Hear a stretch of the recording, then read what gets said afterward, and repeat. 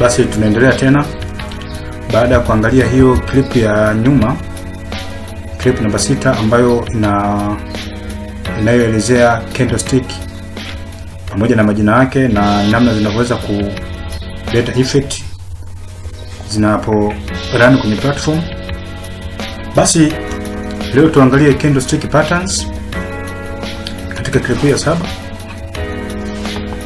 Candlestick patterns, kama tunavyofahamu, candlestick kama candlestick huwa zinaweza zikamove na hatimaye zikatengeneza maumbo ya aina tofauti tofauti, na yale maumbo ndiyo tunaweza kuita candlestick patterns, ambayo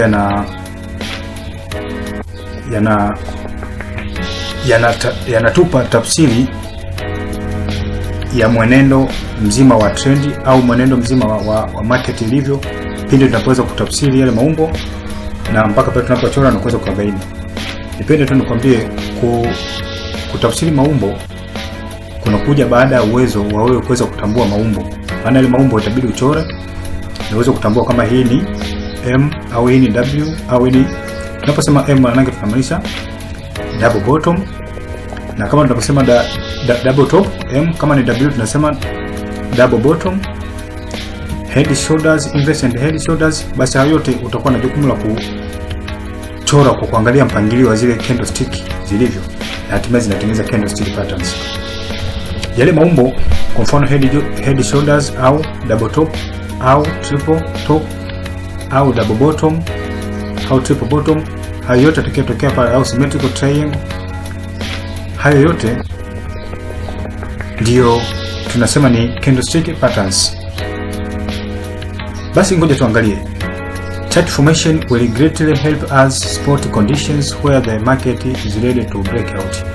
Yes, kuna candlestick patterns zingine ambazo, kwa mfano symmetric triangle,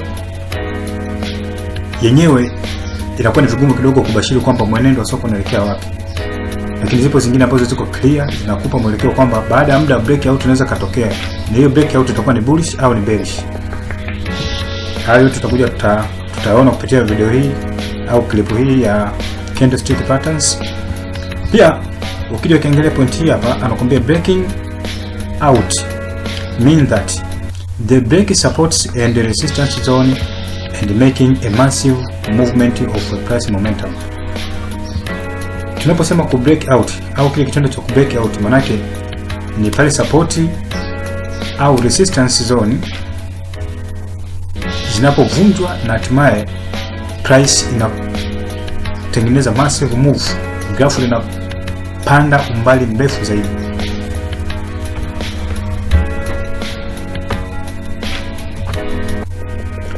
Haya, candlestick patterns namba 1, tunaanza na hii symmetrical triangle.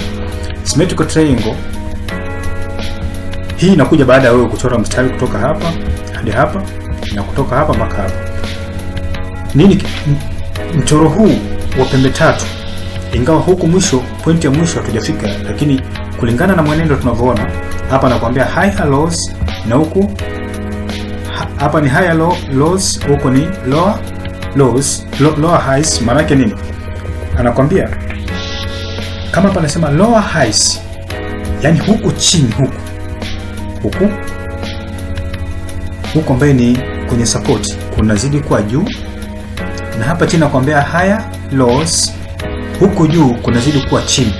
Mwisho siku zinafungamana pamoja. Kwa hiyo kwa jinsi market inavyozidi kwenda, huu mstari ukiendelea kushuka, maana yake utakuja mpaka point hii hapa. Hali kadhalika utakuja mpaka point hii hapa. Sasa ni wewe utawezaje kubashiri kwamba hii sasa market inapanda au itashuka? Moja kwa moja breakout lazima ikutane, kwa sababu huu mstari utakapokuja kukutana na huku, kuna upande mmoja wapo, either breakout ya kupanda au breakout ya kushuka lazima itokee. Lakini utawezaje wewe kuingia sokoni na utajuaje sasa hivi hii itapanda au itashuka? No. Moja tuangalie. Anakwambia a chart formation, symmetrical triangle, anaanza kuielezea. Anasema a chart formation where the slope of the price highs and the slope of the price lows converge together to a point where it looks like a triangle. Anasema mpangilio wa chati unatokea pale zile candlestick ambapo sio buyers au sellers. Hakuna mtu mwenye mamlaka ya kuweza kulitawala soko kwa muda huo. Wote wanaenda katika hali ya kumsogelea mwenzake. Kila mmoja anazidi kushuka na mwingine anazidi kupanda. Ile support inazidi kupanda na ile resistance inazidi kushuka kule kwenye ncha. Mwisho siku na kutengeneza candlestick patterns ambayo inaitwa symmetrical triangle.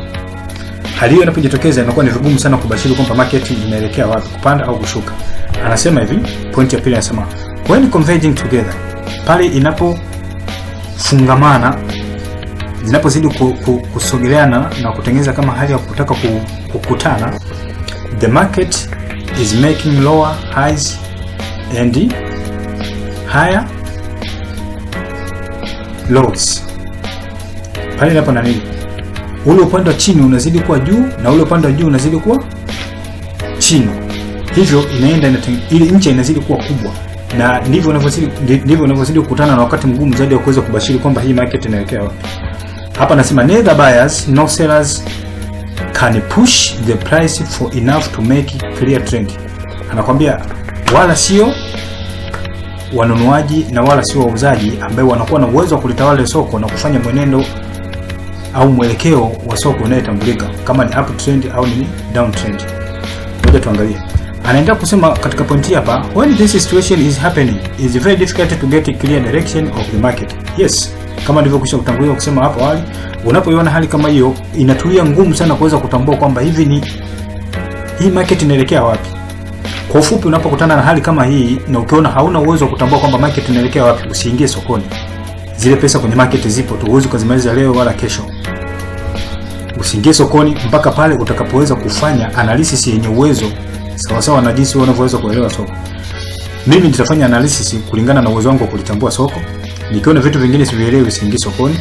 Ndivyo vilivyo, nidhamu hali ya juu inatakiwa. Ingawa kule zile fluctuations zinavyopanda na kushuka moja kwa moja zinakuwa ni hela, lakini kuna wakati inabidi uwe mvumilivu kwa sababu hakuna namna. Unakuwa mvumilivu mpaka pale utakapoona sasa mimi nina uwezo wa kuchambua soko kama market maker, au mimi nina uwezo wa kuchambua soko kwa asilimia fulani, au uchambuzi wangu mdogo, ingawa sikusoma sana vitabu mbalimbali vinavyohusiana na forex, lakini nimetumia ubunifu wa hali ya juu mpaka ninaweza kulitawala soko kwa kiasi fulani. Hivyo kila nikiingia sokoni ninapata faida. Basi unaweza kuendelea na trading system yako kama kawaida.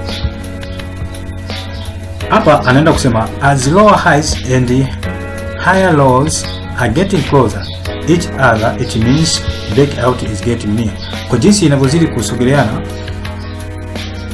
ule upande wa resistance na upande wa support, ambapo tunasema ule upande wa juu unazidi kushuka chini na huo chini unazidi kupanda juu, basi inaelekea karibu. Ndivyo hivyo ilivyo, breakout iko karibu kutokea. Note that anasema you can take advantage of this situation by breaking out order. Hapa nimeweka all lakini on both sides, sina muda wa kurekebisha sasa hivi, ile narekebisha kupitia ninavyotamka on both sides.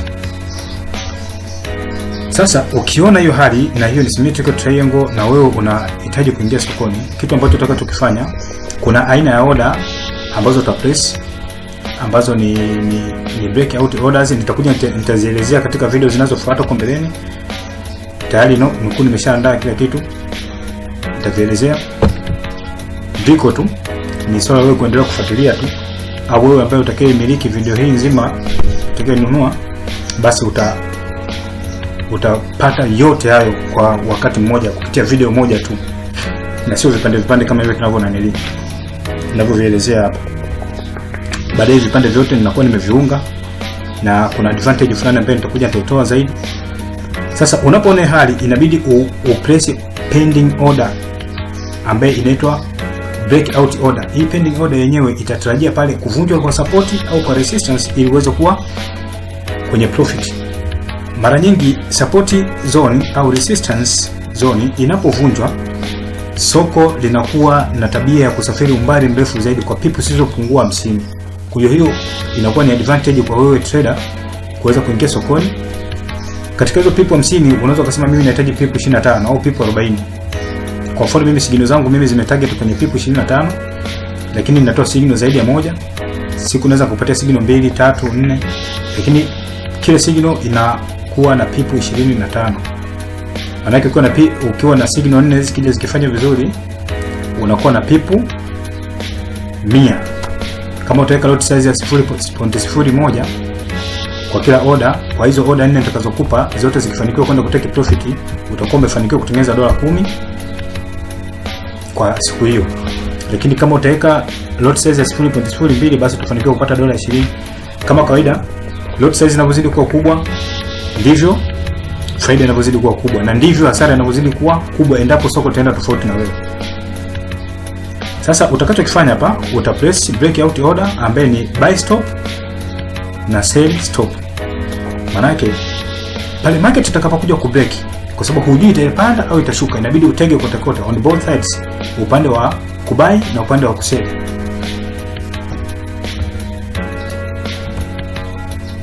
Kama hivyo unavyoona symmetrical triangle tayari. Hii mistari imetoka imeenda, umefika mpaka huku, na huu umetoka huku umeenda umefika hapa. Ilipofika eneo hapa tayari pakatokea breakout, na tukaona tayari market imetengeneza clear trend ambaye graph limetoka hapa limeelekea huku, ni uptrend. Kwa hiyo kama breakout yako order ilikuwa maeneo haya hapa, uliweka buy stop katika eneo hapa, basi utakuwa unaendelea kuwa kwenye profit mpaka hapo utakapofikiwa take profit yako itakapokuwa hit.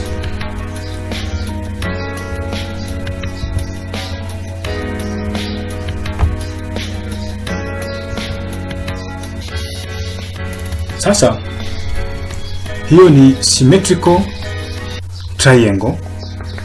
Naomba tuangalie moja kwa moja kwenye platform yako kwamba hii symmetrical triangle itakuwa tunaweza tukaibaini vipi hata kama itafanana moja kwa moja. Kuja kwenye platform,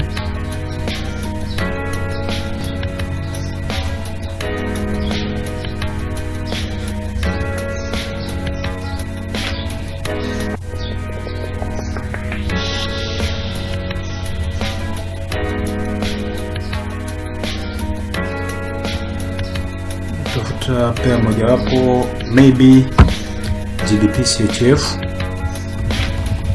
Jaribu kutafuta symmetrical triangle.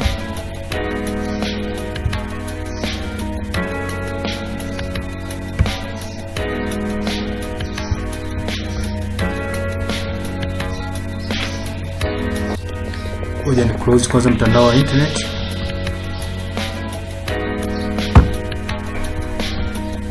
Nisipo close itaniletea shida.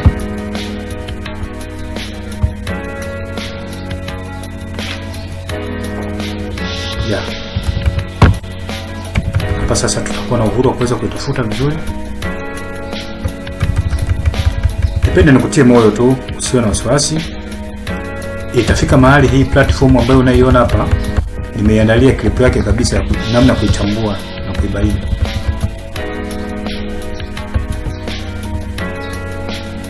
Kuja kwenye eneo hapa, kuna kitu utakiona hapo, utakigundua.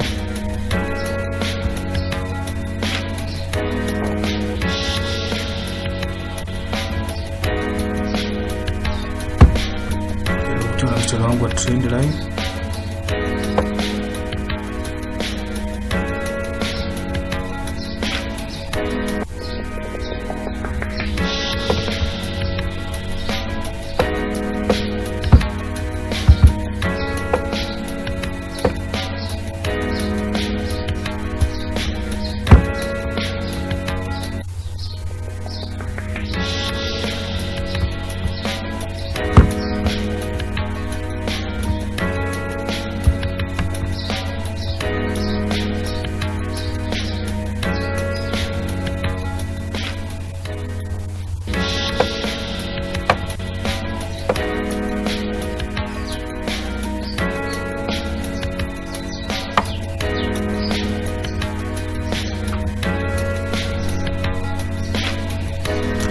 haiwezi ikafanana exactly kwa 100%, lakini symmetrical triangle inakuwa ni kitu cha namna hiyo.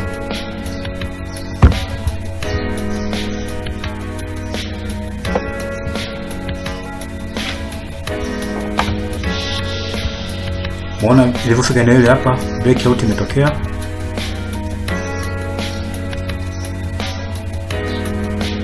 Na ndivyo hivyo utakavyoweza kubaini, na hiyo ndio symmetrical triangle.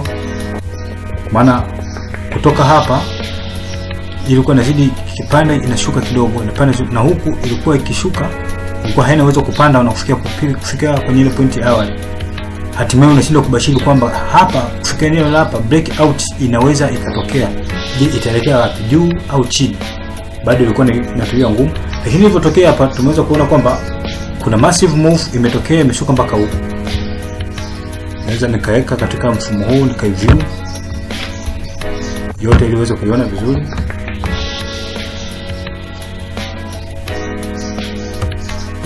Kitu cha namna hiyo.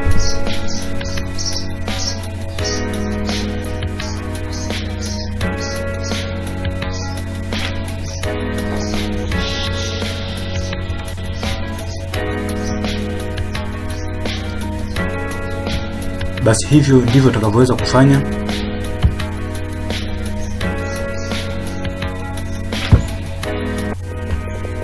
Basi hivyo ndivyo tutakavyoweza kufanya analysis yako, na ndivyo tutakavyoweza kuchora na kubaini hiyo symmetrical triangle.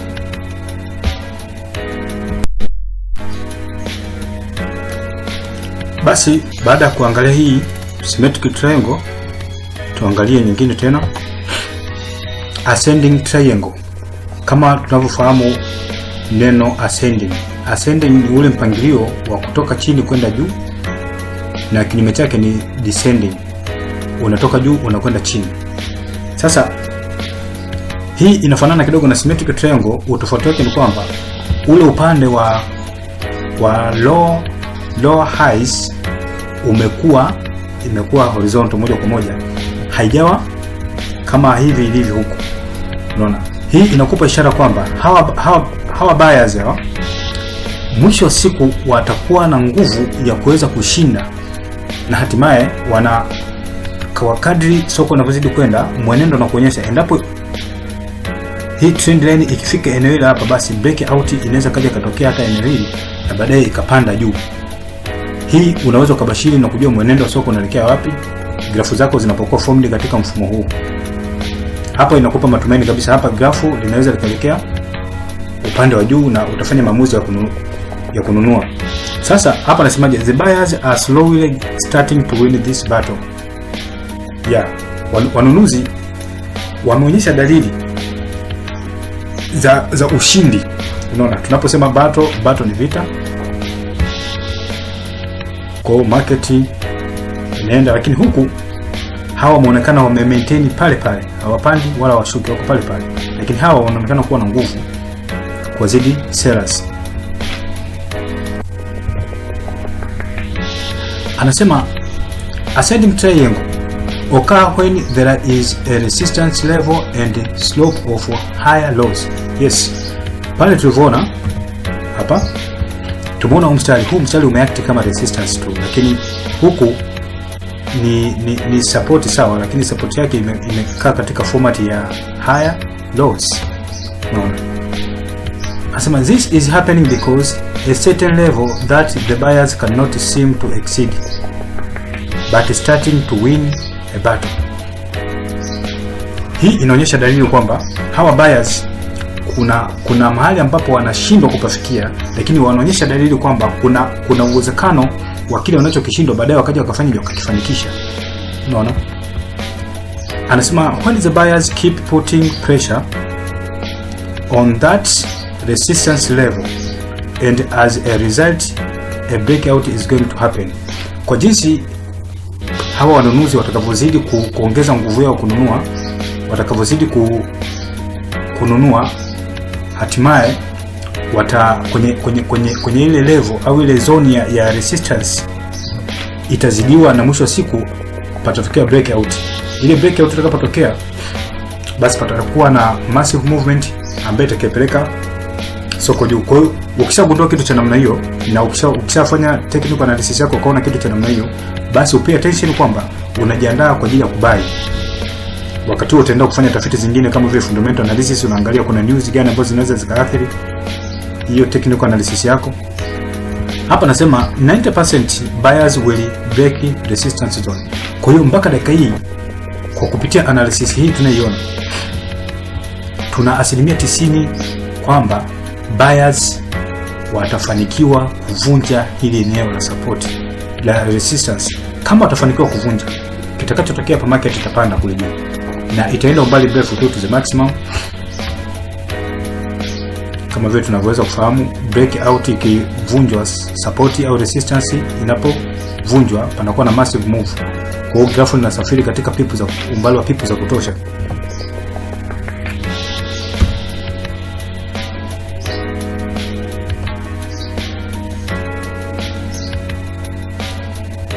Basi baada ya hapo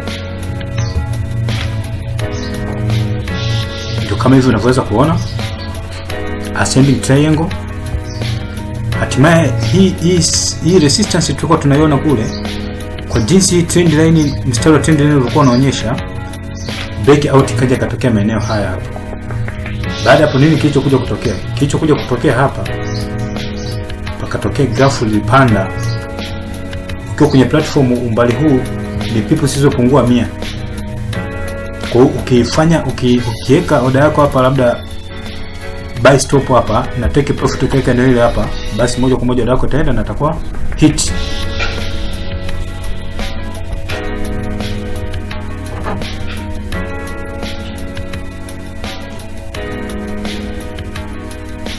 Basi tutaenda moja kwa moja kuangalia kwenye hiyo ya platform tuone patakuwaje.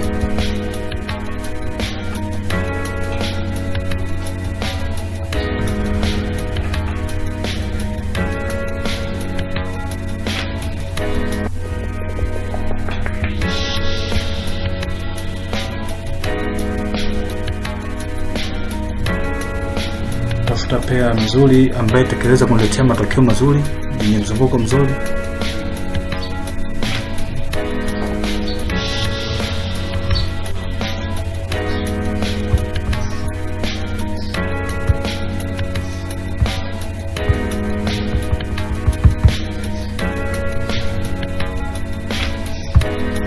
Jaribu kutafuta pair ambayo itakayoendana na huo mzunguko.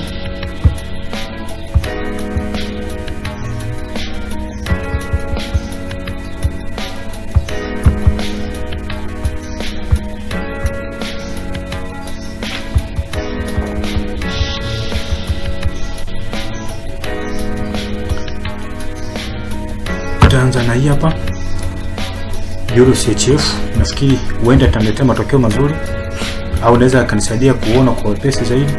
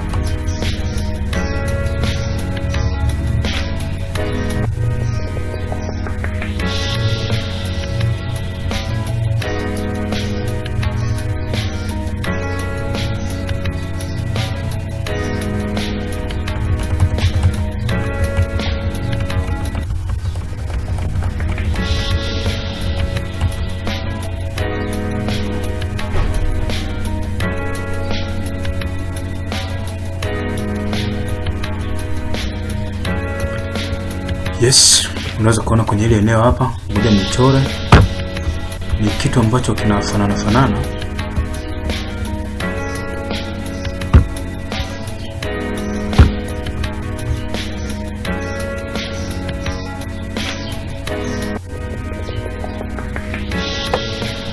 Nianzie mstari wangu.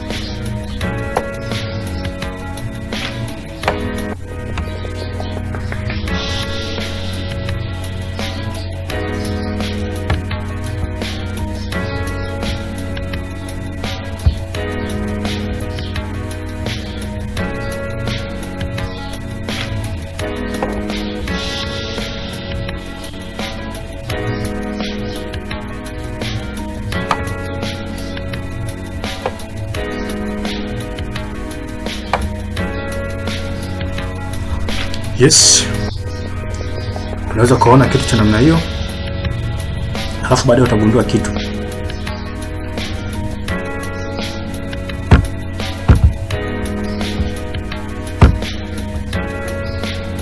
Nataka tuione katika mtazamo mpana kidogo.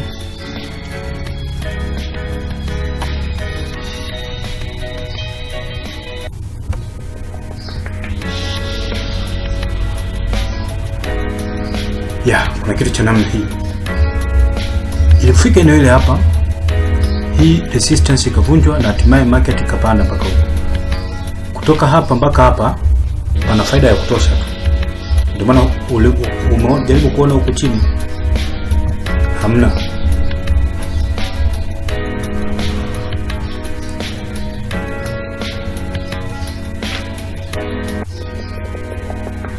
Na hiyo ni ascending triangle. Ndivyo vilivyo. Basi hivyo ndivyo unaweza kuona na nini kilichotokea. Hata kama itafanana sana na ile, lakini unaweza ukaona kwamba ni kwa jinsi gani kuna uhusiano wa karibu sana.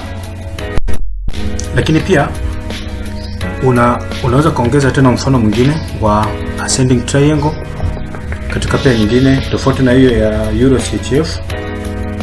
Naweza nikatafuta pea nyingine. Ngoja nje nitafute, niende kwenye platform nitafute.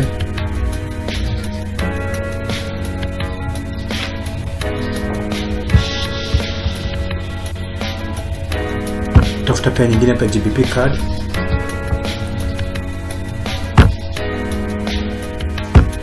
Yeka hivi niweze kuitafuta GBP card.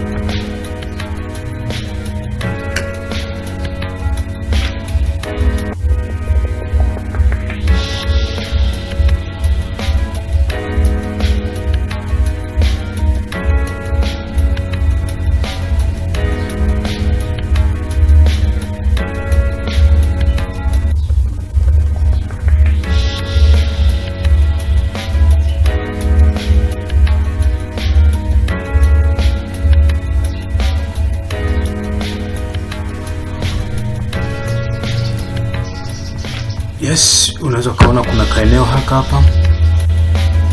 Chora tu mchoro wako mzuri hapa.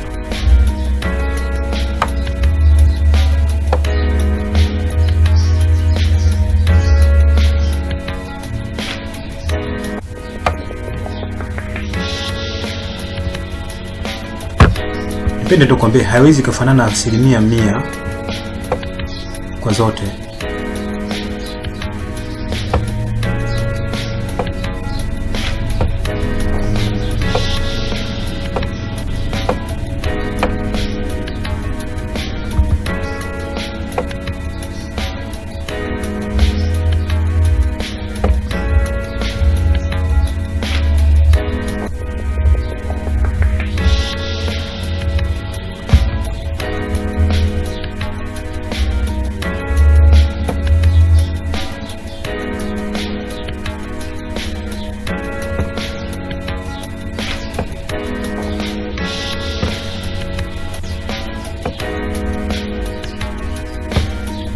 Ascending triangle unaiona namna hiyo.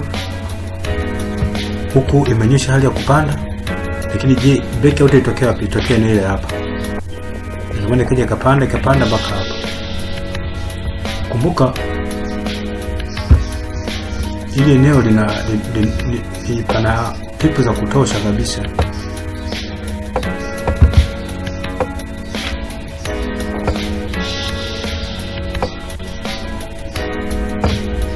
Yes.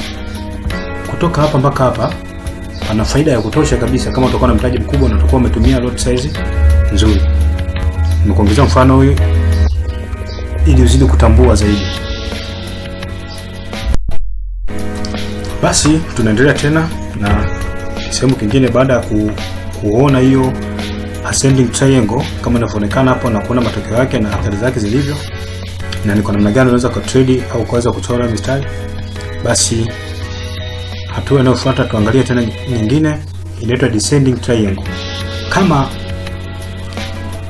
uliweza kuelewa vizuri ascending triangle, ni kama vile mtu anakuambia hesabu kuanzia 1 2 3 4 5. Sasa descending triangle ni kinyume chake, maana yake ni 5 4 3 2 1. Ni kinyume cha ascending triangle. Kama unavyoona kule, tunakumbuka resistance ilivunjwa na buyers, lakini sasa hivi kitu kinachokwenda kutokea hapa ni support itakwenda kuvunjwa na sellers. Lakini another scenario is the same case kama tulivyoeleza kwenye hiyo ya ascending triangle, lakini kwa hii hapa inakuwa ni kwa upande wa kuseli, na mwisho siku sellers wanaonekana kuwa na nguvu, baadaye wanakuja wanavunja eneo la support. Kule kwenye ascending ilikuwa ni eneo la resistance ambaye buyers walifanikiwa kuvunja. Basi matokeo mengine ni yale yale kama uliweza kuona kule, baada ya grafu kuvunjwa, grafu ikasafiri umbali mrefu zaidi. Basi ndivyo ilivyo itakapokuwa huku, baada ya resistance, baada ya support kuja kuvunjwa, baada ya support kuvunjwa, kitakachofuata hapo maana ni grafu itasafiri kwa umbali mrefu. Anasema hivi, point yetu ya kwanza, the most concept is that since you learned ascending triangle, here is opposite. Yes, nishaeleza hapo. The price is gradually making lower highs, which tells us that the sellers are starting to gain some ground against the buyers. The price will break the support zone and continue to fall. Kule ilivunjwa resistance. Magnitude mengine ni yale yale, yani the way unavyoweza kuelewa kule, basi huku unaweka kinyume chake. Huku ni support inavunjwa, basi grafu likashuka. Sioni kama kuna sababu ya kuweza kuelezea sana. Note, kuna vitu vya msingi vya kuzingatia hapa. In some cases, the support line is too strong and the price will bounce off it and make a strong move up. Yeah. Kama tulivyozoea, kuna wakati pia inaweza kujitokeza kwamba hii support zone ikaonekana kuwa ni ngumu sana, na ile price tunayotarajia kwamba ikifika pale itavunja, hatimaye inagonga mwamba, inafeli. Ikifeli na baadaye inaanza kugeuka tena na kutengeneza strong move up. Inaanza kuna nini? We don't care where the price goes. Haijalishi kwamba hatujali kwamba market itaelekea wapi. What to do, just place break out orders on both sides. Kitu ambacho kitatakiwa hapa, uta place break out orders. Sasa hii nipende nikwambie, kama utakuwa hauna uhakika na analysis yako na hiyo descending triangle ambayo unaiamini, unaweza kuona hii descending triangle mbona inaonekana kama dhaifu sana, inafanana kama symmetrical triangle. Basi utakachokifanya wewe, uta place order yako zote mbili, juu na chini, ya kubai na kuseli. Utaweka buy stop na sell stop. Nitakuja nikuelekeze kwenye video vinavyofuata namna kuweka buy stop na sell stop. Kuna mambo mengi tu kama buy limit na sell limit, tutakuja tuongea huko, na market execution, unaingiaje sokoni muda huo. Niko vizuri, wala hilo lina shida, tutaelekezana kidogo na hatimaye mwenye nia naamini ataelewa tu. Lakini kama utafanya analysis yako vizuri, utajua hii kweli ni descending triangle, basi haina haja wewe cha msingi utaweka sell stop tu, kwa sababu utakuwa na hakika market itafanyaje, itashuka. Hatimaye ndo kama hivyo unavyoona huku, lower highs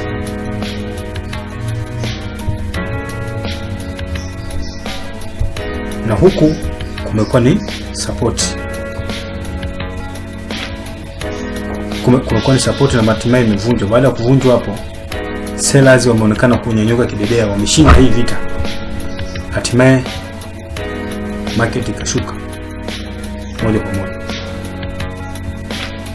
Basi tunaweza pia tukaiona platform hii, tukaiona huu mchoro, tukajaribu kutafuta kwenye platform halisi ambayo mimi naitumia kutrade, tuje tuhusianishe nukuu hizi za somo na kwenye vitendo halisi, je, kuna uhusiano gani? Kuna ukweli au la?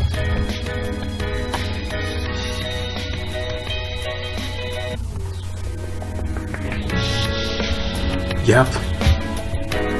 Ngoja tucheki hapa. Nafikiri kuna mfano kidogo unaweza kutusaidia.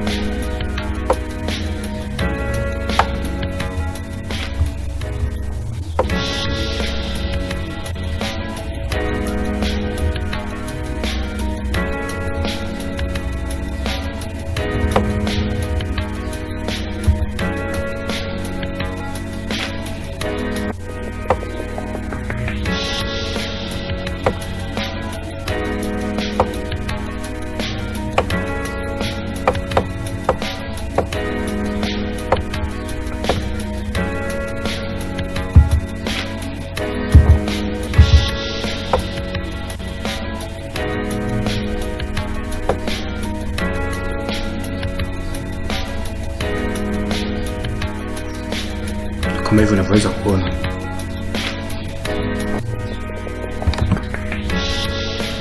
Yes.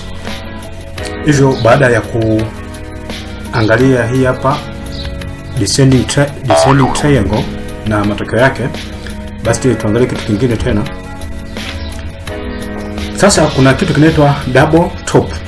Hii double top mara nyingi inatokea pale panapotokea na uptrend ndefu kabisa ambayo inaweza kawa jikuta imepanda hata kwa muda wiki moja au wiki mbili.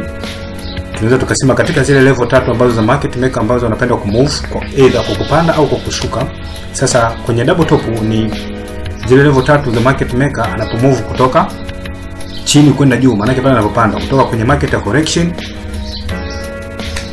Baada hapo inatengeneza level 1, level 2, level 3. Sasa inapofika kwenye level 3, market pia ina tabia kufanya correction tena, kufanya maandalizi ya kuweza kushuka katika mfumo ule ule. Sasa hii double top inaitwa double top. Kwa upande mwingine tunaweza tukisema M, tunapofanya analysis inatengeneza umbo la M hapo juu, alafu eneo hili hapa linakuwa ni neckline. Kwa hiyo tuna anticipate kwamba au tunatarajia kwamba baada ya kuona kwamba engo ya kwanza ilifika kagonga hapa ikarudi ikaja mpaka hapa, ya pili kaja ikapanda tena mpaka hapa, afu baadaye kaja ikarudi. Hivyo inatupa picha kwamba uwezekano wa hii market kuweza kurudi tena huku inakuwa ni vigumu, na tayari ukiangalia tayari imeshakamilisha hizo level tatu. Sasa kwa hii hapa zinakuwa formed kule juu kabisa ambako market inakuwa imemove mpaka zimekamilika zile level zote tatu. Sasa tunatarajia baada ya hapa basi entry yako itakuwa ni eneo hili hapa kwenye mshale unaonekana hapa na kushuka. Hebu kuja tuangalie. A double top is a reversal pattern that is formed after there is an extended move up. Hii ni reversal pattern, ni patterns ambayo inakuwa formed kwa kuashiria sasa baada ya ile uptrend ya muda mrefu market imepanda, imekamilisha level zote zile tatu. Sasa inajaribu kufanya correction na kuweka maandalizi ya kushuka. Basi correction inakuwa katika umbo la namna hiyo. Hii point ya pili inakuja inatuambia hivi, since the second top was not able to break the high of the first top. Hapa hii second top tunaiona imeonekana kwamba ni dhaifu, imeshindwa kufikia au kuvunja rekodi ya urefu ambayo ilifikia ile top ya kwanza. Ndio maana yake anachokimaanisha hapo, anasema top is strong. Anasema since the second top was not able to break the high of the first top is a strong sign that, ni ishara nzuri ambayo inaonyesha sasa market inaweza ikageuka. Hivyo kama itageuka inaashiria kwamba ile nguvu ya wale wanunuaji tayari imeshaisha. Sasa waliobakia wenye nguvu ni wale sellers tu. Kwa hiyo sellers ndio wenye uwezo ku pull back market, lakini buyers tayari wameshaisha, hawana mamlaka tena kuweza kupush up the market. Tukija hii point ya tatu inatuambia in this case Our entry order will be below the neckline because we are anticipating a reversal of the uptrend. Unaona? Sasa entry yetu, mahali pa kuingilia sokoni. Entry ni kitu cha msingi sana. Unaweza kufanya analysis yako vizuri, ukagundua kweli hii market itashuka, lakini ukakosea entry.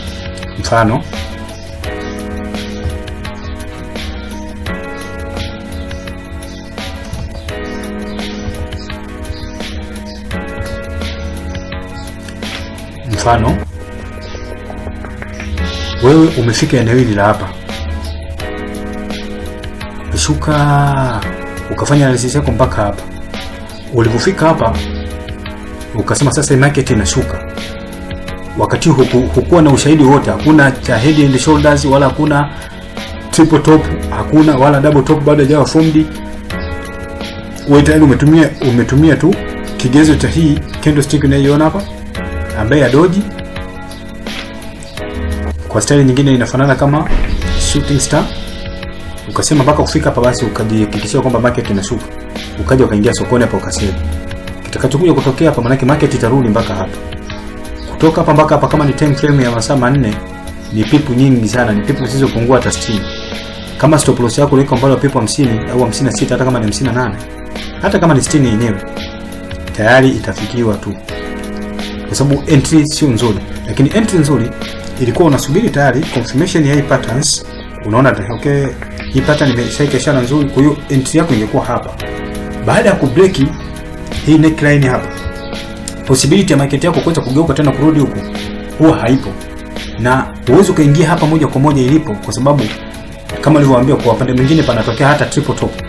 Unaweza kaja ukaingia hapa kwenye ile eneo hapa, baadaye ukashangaa market imekuja mpaka hapa, inakuja inacheza triple top, alafu inakuja inashuka tena mpaka hapa.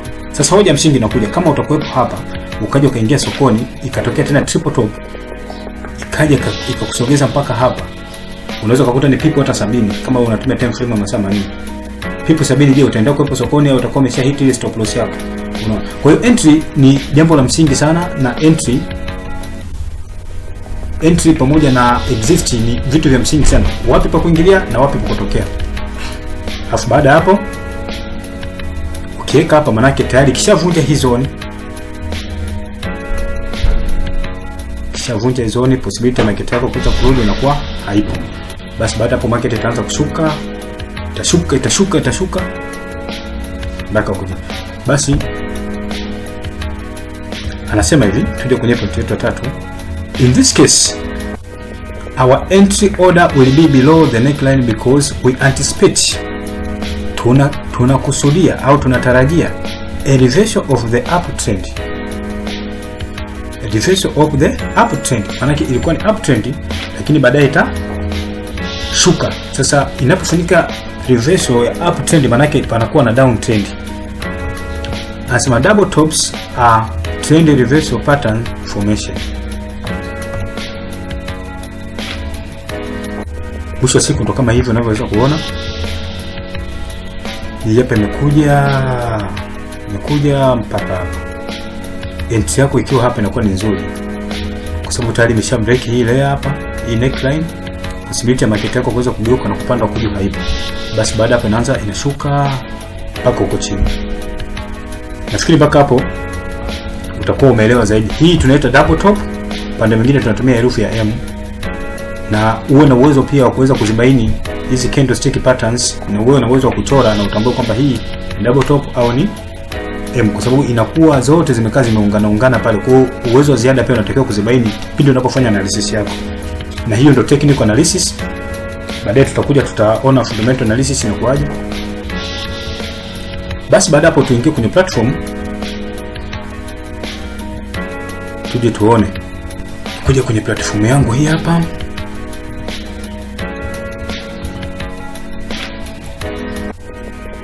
Hii unayoiona hapa, ninatafuta hiyo triple top au M.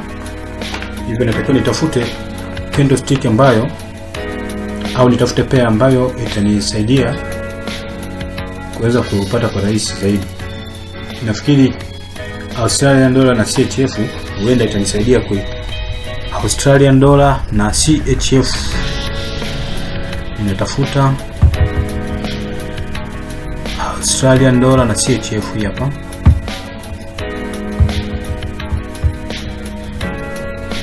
Nimetafuta hiyo double top.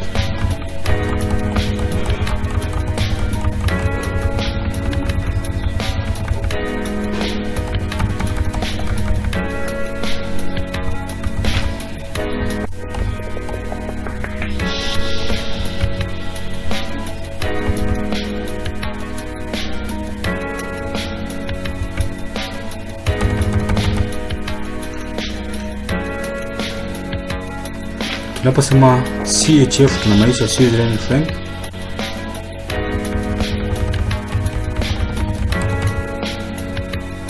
Kama consolidation ni maeneo mazuri ya kuweza kubaini market na consolidate, lakini ninajaribu kutafuta hiyo double top.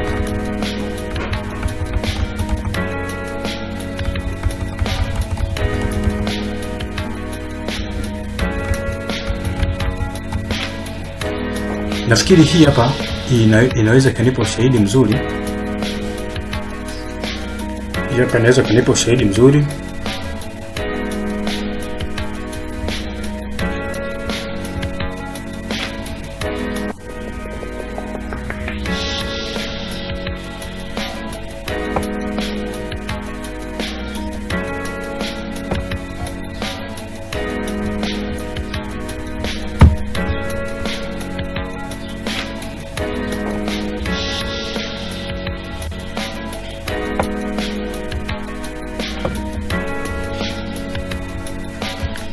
Ngoja tutazame katika mtazamo mpana zaidi.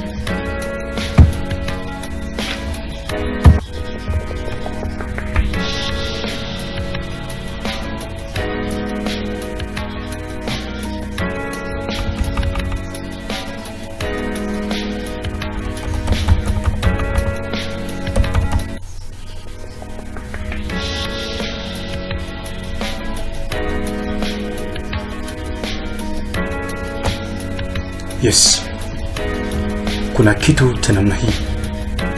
Unaona, kama nilivyosema, market imetoka huku ikapanda mpaka kufika hapa. Kikweli imeshakamilisha level 3, afu baadaye inaanza inafanya correction, baadaye inaanza inashuka, fanya shuka. Unaona, kwa hiyo mtu aliyeingia sokoni hapa akaseli, akaendelea kuhold ile pea yake mpaka kufika eneo ile hapa, anakuwa na faida nyingi sana. Hapa kuna people takriban ni 80 au 100 kabisa kutoka hapo kwa time frame ya masaa 4 mpaka hapo. Lakini kama ataendelea kuhold, atakuwa yeye ni position trader, akaendelea kushuka mpaka huku. Let's say ni hapa ni almost ni mwezi mzima hapa, mpaka kufika hapa ni ndio kama hivi unaweza kuona.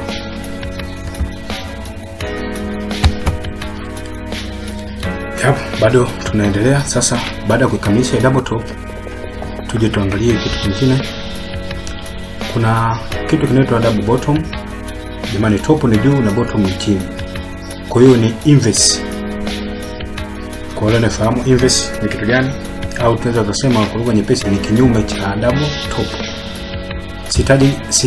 Sihitaji kutoa maelezo mengi sana kwa kuelezea hii, kwa sababu kama utakuwa umefahamu vizuri double top ni nini, kwa sababu ni baada ya ile movement kutoka chini kwenda kule juu.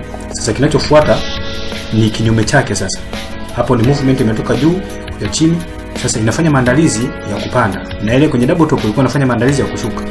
Sasa kwa ufupi ni vice versa is true ya double top. Kama vile unaweza kuona, hii ni neckline. Entry point yako itakuwa nzuri ni hii hapa. Hapa utabai, kule utaseli, lakini hapa utabai. Alafu design utaweka umbali fulani kuanza kutake profit. Sasa tuje tuangalie double top are also trend reversal formation, but this time we are looking to go long instead of short. Hii pia ni reversal, iko kwa ajili ya kugeuka baada ya ile downtrend kutokea kwa muda mrefu, market kaja kufanya correction. Sasa inapokuwa double bottom, panakuwa na umbo la W. Ile umbo la W linatupa tafsiri au linatupa ishara kwamba sasa huu ni muda wa market inajiandaa kuweza kutengeneza level 1 na level 2 mpaka level 3. Kwa hiyo ilikuwa iko katika harakati ya kufanya correction. Sasa ile correction inafanyika katika maumbo tofauti. Ni pamoja na ile umbo la W au double bottom. Lakini sasa safari hii anasema ni kugo long. Tunaposema kugo long, kule mwanzoni kabisa ni tukisema long maana yake ni kubai. Ni bullish, ni zile candlestick ambazo zinapanda juu. Unaona na take profit yako inakaa kule juu. Stop loss inakuwa chini. Lakini this time instead of long inakuwa ni to go short. The formation occurred after extend downtrend. Ninaposema extend downtrend maana yake ni downtrend iliyoshuka kwa muda mrefu au ndefu zaidi.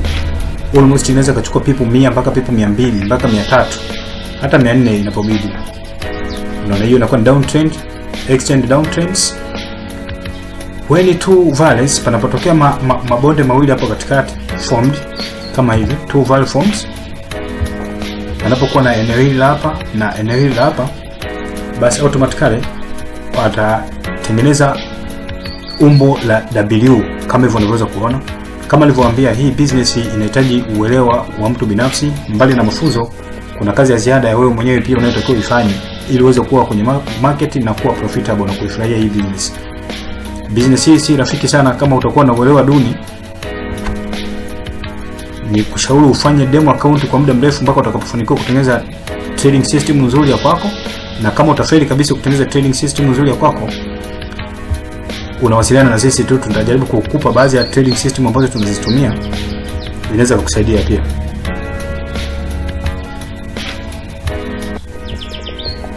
Anasema hivi, we will place an entry order above the neckline. Hapa ndipo tutakapoweka order yetu kama vile nilivyokwisha kusema, ya kubai sio kuseli tena, kwa sababu market tunatarajia kwamba ina panda. Mwelekeo wake sasa ni wa kupanda. Now you can see the price breaks the neckline and makes a nice move up. Unaona? Kuna kitu cha kukizingatia hapa. There are also triple top and triple bottom, but not commonly appeared. Pia usio kashangaa kwa kukutana na triple top, maana yake kaenda kagonga kwenye, kama ni triple bottom inaenda na gonga kwenye support mara 3, na kama ni triple top inaenda na gonga kwenye resistance mara 3. Ikitokea kitu cha namna hiyo, pia wewe kikubwa unatakiwa uangalie kwenye upande wa neckline au kwenye ule upande wa anyway ni hiyo neckline, ili uweze kufanya maamuzi sahihi. Utendaji kazi wa triple top na double top ni ule ule, na triple bottom na double bottom ni ule ule. Kikubwa ni kuangalia entry nzuri uweke wapi. Sasa ndo kama hivi unaweza kuona neckline hii hapa, umeingia sokoni hapa. Baada hapo, hii eneo la neckline tunaweza kusema kama ni resistance, kwa upande mwingine limevunjwa. Lakini hii ni neckline baada ya kutengeneza W imevunjwa. Baada ya kuvunjwa imetokea movement nzuri ambayo inaonekana kwamba market sasa inaelekea upande fulani. Na ukienda kujua kwamba market hii ya forex au market maker wana tabia kuchezesha soko katika level 3, lakini wanachezesha kulingana na pair na wingi wa watu wanaotrade zile pair, ili wao waweze kufanya hunting kwa namna ambayo ya kisaikolojia ambayo sisi hatuwezi tukaibaini kwa mfumo mwepesi, ili wao waweze kuongeza liquid. Basi hivyo unaweza kuona, tujaribu kuangalia kwenye platform double bottom. Nitafute pair gani? Euro USD JPY. Ngoja jaribu USD JPY.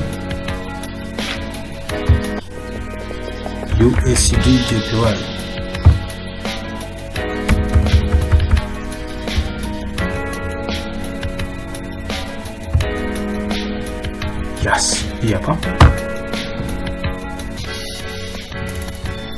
USD JPY. Ngoja ni kunje graph langu ili niweze kuitafuta vizuri.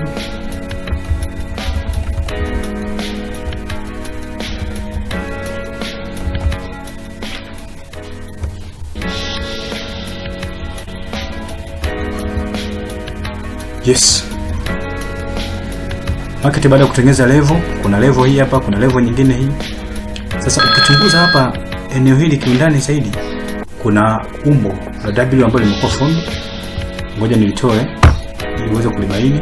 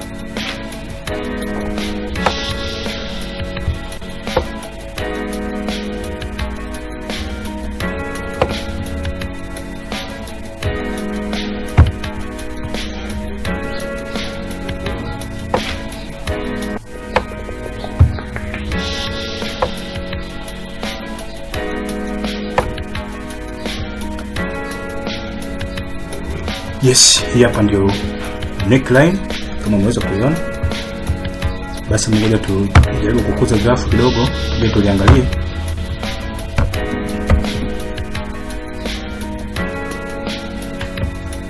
Yeah. Kama hapo unaona kuna umbo la kama la W. Japo shape yake haijakaa vizuri sana, lakini hiyo ni W tayari kwa sababu ilikuja hapa, kaja karudi mpaka hapa, kaja kashuka kapanda. Baadaye kaja katengeneza level 1, level 2, level 3, alafu ndio inafanya maandalizi tena market itaweza kushuka. Basi hivyo ndivyo utakavyoweza kufanya.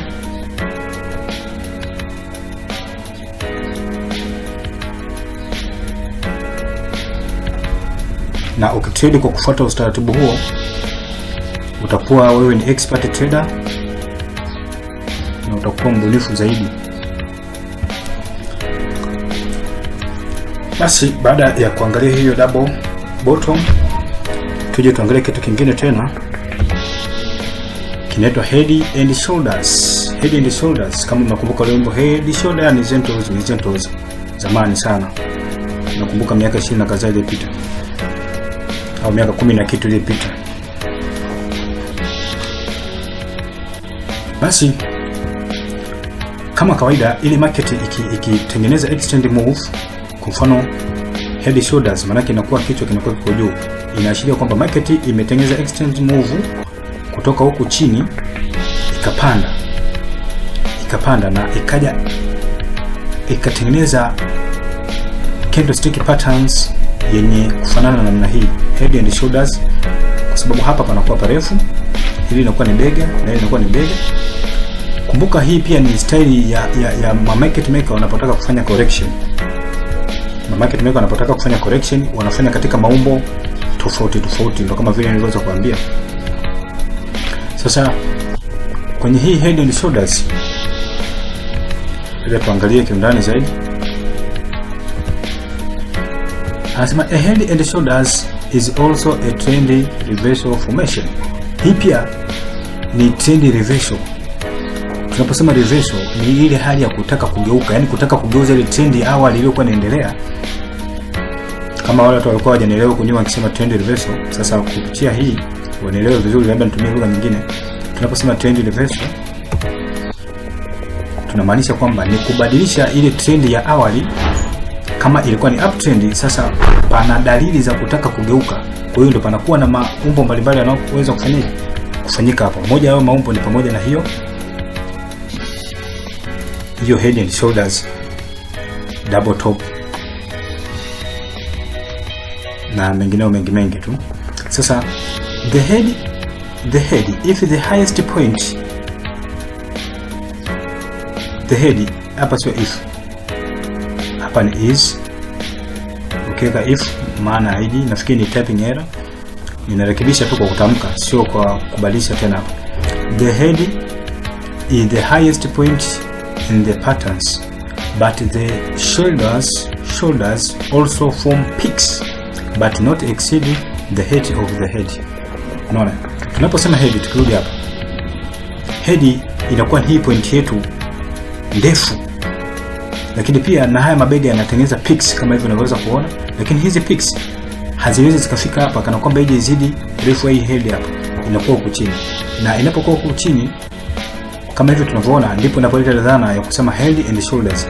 Endapo hii peaks itaonekana kwamba imepanda mpaka huku, na huku tena hii bega lingine itaonekana imepanda mpaka huku, hii itakuwa ni triple top, kwa sababu itakuwa imegonga resistance mara 3.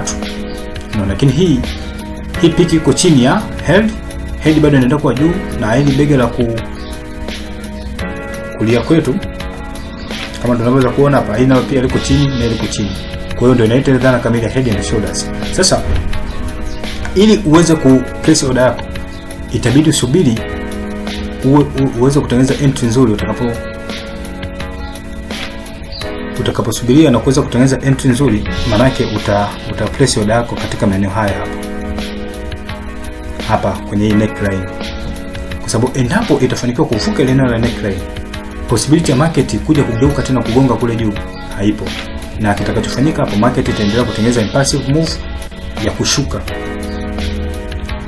No, sasa people au take profit utaenda kuwekea hapa.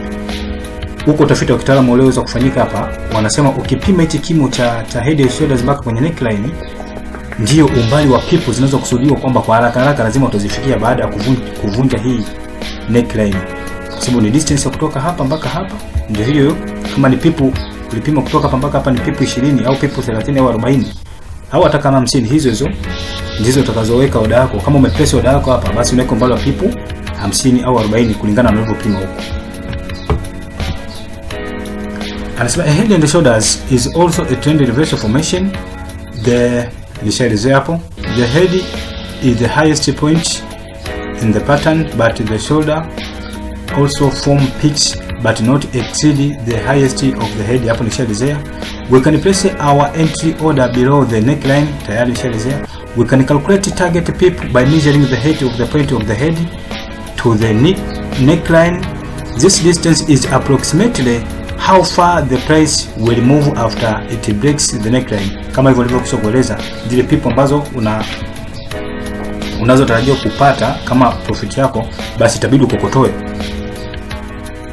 kwa kupima kimo cha head hadi kwenye neckline, ndio itakayokuwa take profit yako nzuri.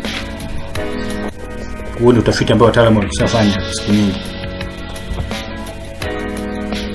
Head shoulders, kama hivyo unaweza kuona head and shoulders, amepima hapa mpaka hapa, akagundua kuna umbali fulani na pip, basi entry yake ikawa ni hii hapa, akaseli, take profit yake ikawa ni eneo hili. Ingawa market inaendelea kushuka, lakini take profit hapa ni more reliable, ina uhakika zaidi ya kufikiwa kuliko ni huko unakotarajia, kwa sababu market inaweza kashuka hapa baadaye kaanza kufanya retest karudi mpaka huko, ukajikuta unaweza kupunguza take profit. Lakini kitendo cha kutoka mpaka hapa, unaweza uka take your bull while you still can, yani unaweza kuchukua faida yako ikiwa bado unaweza. Huo ni msemo wa mtaalamu mwenzangu anaitwa Rich Feeling, anasema take your bull while you still can, chukua faida yako mapema pale inapowezekana. Kwa hiyo hawa walifanya utafiti, walifanya kitaalamu, wakiamini ya kuwa kutoka hapa mpaka hapa, kama market inaenda kushuka haitafika mbali, afu ndizeni itaanza kufanya retest. Naona basi baada hapo, ngoja tuende kwenye platform tukaangalie head and shoulders tunaweza tukaipata wapi. Nitafute pair gani ambayo itakayoweza kunipatia head and shoulders kwa urahisi. USD JPY tena. Naipenda USD JPY hii. Sasa ili niweze kuona vizuri inabidi nikunje. Ili nitakapoiona tu basi nianze kuchora. USD JPY.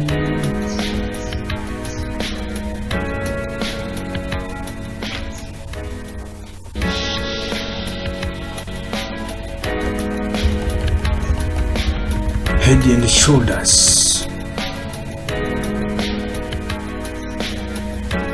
Hapa head pana kuja lakini Baada tuenda kutafuta zaidi Head and Shoulders.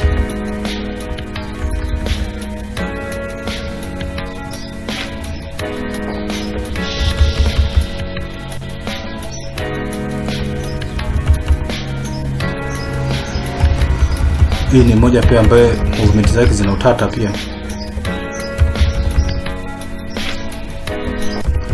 Consolidation zake zilivyo ziko machale machale.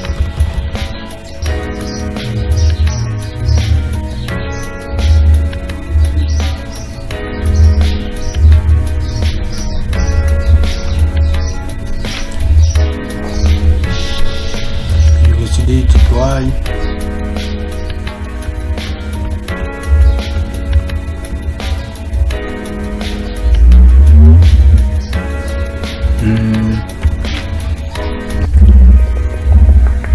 Yes. Nafikiri hii inaweza katushawishi kidogo.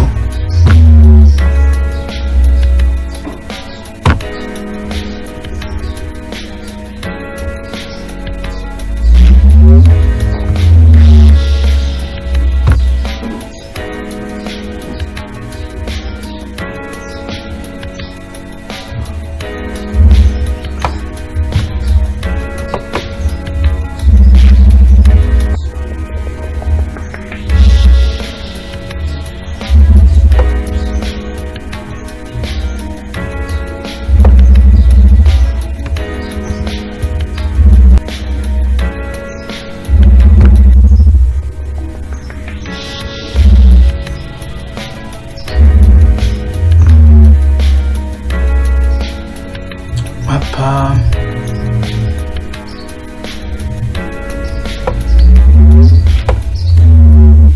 inaweza kuwa ni bega jingine, hiyo inaweza kuwa ni bega jingine, alafu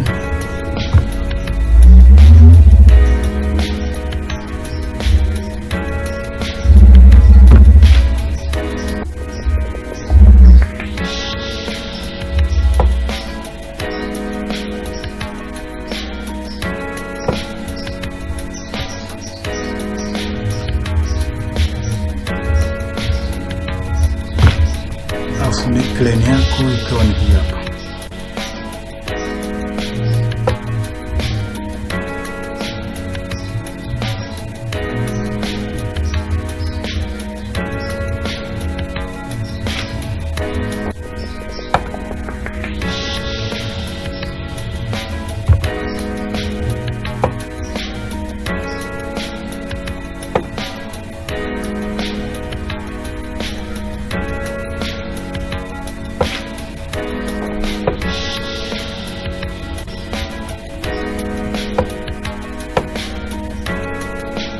Kwa neckline yako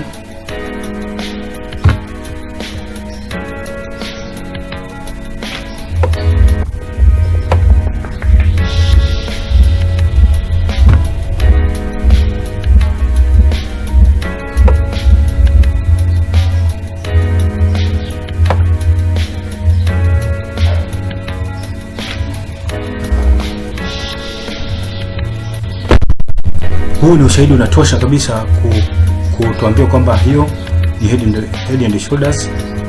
Unaweza kutazama katika mtazamo pana kidogo kukuza grafu.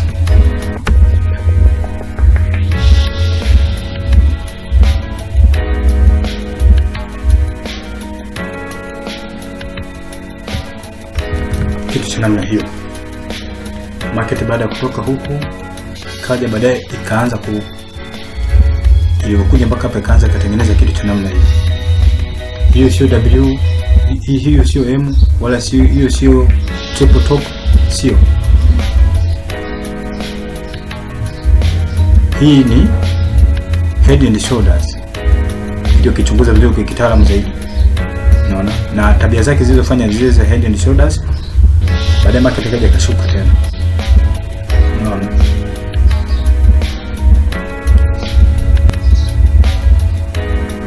Basi ndo turudi kwenye presentation yetu Head and Shoulders. Kama hivyo unaweza kuona, fikiri maelezo yamejitosheleza. Yes, baada ya kukamilisha head and shoulders, tuje tuangalie tena clip inayofuata. Reverse head and shoulders. Sasa kama ulifanikiwa kufahamu head and shoulders ili ya kupanda, sasa hapa ni kinyume chake. Maana ile market inashuka. Baada ya kushuka itakuja tutengeneza kitu cha namna hii. Kishatengeneza kitu cha namna hii, basi wewe utaingia hapa, tutabai kwenye kasa ilipo kwenye hii alama njano nayo, utabai utake profit yako, utapima distance kutoka hapa mpaka hapa. Zile pipu utakuja utajumlisha kutoka kwenye ile entry price yako ilipo, basi take profit yako inaweza kaa samu haya maeneo haya. Unaona? Basi baada hapo anasema this is upside down of head and shoulders. Ni kweli imepinduliwa tu, kichwa chini miguu juu. We are ordered to place a long entry order above the neckline. Kama pale nilipokuambia mahali pa kuweka order, inatupasa tuweke order mahali hapo. Ordered to place pale kwenye neckline inapoanzia, kwa juu yake kidogo unakuja unaweka order yako ya long. Long maana yake ni kubali. Hizo ni terminology za forex ambazo mtu anatakiwa kufahamu. Ndio kama vile niliwaambia mwanzoni, mtu akwambia the market is bullish, maana yake market inapanda. The market is long, maana yake market inapanda. And the market is short, maana yake inashuka. The market is bearish, maana yake inashuka. We can also calculate our target to take a profit like the head and shoulders patterns. Sema ku take profit ndio kama vile nilivyoelekeza, isipokuwa take profit hapa itakuwa juu, stop loss itakuwa chini, lakini kule take profit kwa kuwa inashuka kwenye head and shoulders, take profit itakuwa chini, stop loss itakuwa iko juu. Now you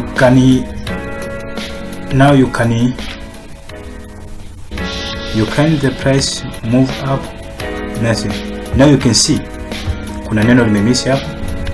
Now you can see the price moved up nicely after breaking the neckline. Nafikiri ni hapa. Unaona? Hapo mfanikiwa kuona baada ya kupima kutoka mpaka hapa kwa gondoni pana pipu kadhaa, basi take profit yako itakuwa somewhere maeneo haya hapa. Vingi nishaeleza. Basi moja kwa moja tuende kwenye platform tuangalie kwenye uhalisia kwamba inakuaje. Tunaposema platform maana yake ni program ambayo unaitumia kutradia, ambayo ni MetaTrader 4, pia kuna MetaTrader 5.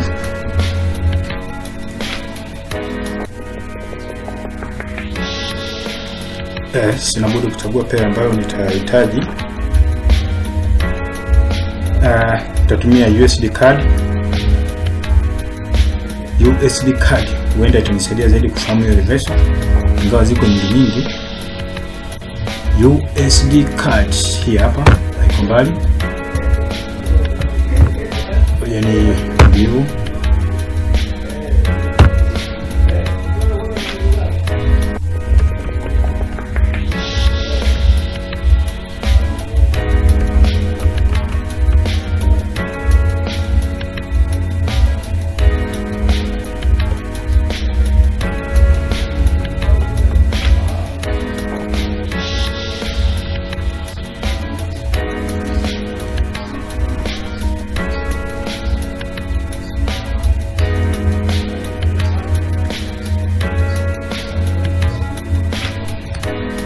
yes, kuja tukitumia hata hii, ingawa haina ushawishi mkubwa sana,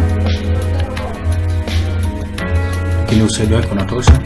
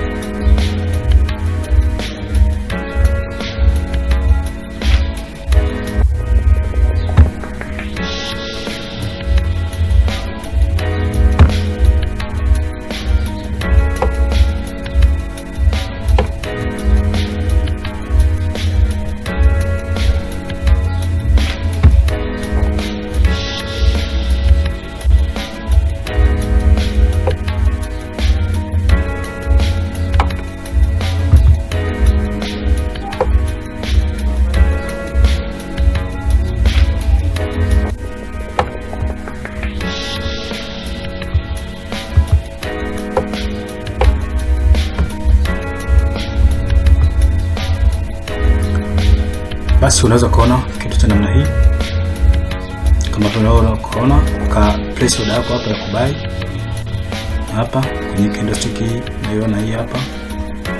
Design utakuwa kwenye profit huko, lakini baada ya kuteka pip yako unaweza kutumia ile njia ya kitaalamu kutoka hapa mpaka hapa ukapima, basi ukasema take profit yangu mimi itakuwa ni mahali somewhere ni hapa. Si dhambi atokeka huko, sababu kokote kama utakuwa na macho mapana zaidi ya kuweza kulibaini soko au kulimaster soko, ukajua kwamba hii movement kwa jinsi ilivyofanya na kwa trend ilivyopita, nimeifanya analysis, nimegundua hii inaweza ka move mpaka pipu 150 kwa muda fulani, basi unaweza ka hold kaweka take profit mbali. Basi hiyo ndio head and shoulders. Wewe unaweza kubaini nyingine nyingi zaidi na zaidi. Unaweza kuiona hiyo pia katika mtazamo mpana, kwa view katika grafu pana kama hivyo unaweza kuona.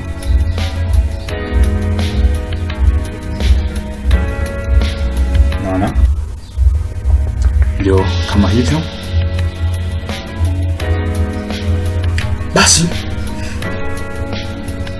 market ilitoka huku ikafanya correction tena, kuna nyingine hapa head and shoulders. Ukichunguza vizuri hapa, kwa sababu ilishafika hapa kuna bega nyingine hili hapa na huku, lakini pia hapo pana kitu kama W. Nafikiri ni vitu vya namna hiyo, haiwezi kawa accurate for 100%. Kama utasubiria ule usahihi wa 100%, itakuchukua muda sana kuelewa candlestick patterns ziwe zinavyokuwa formed, kwa sababu kila utakapokuwa unatafuta utakuwa kama una ignore.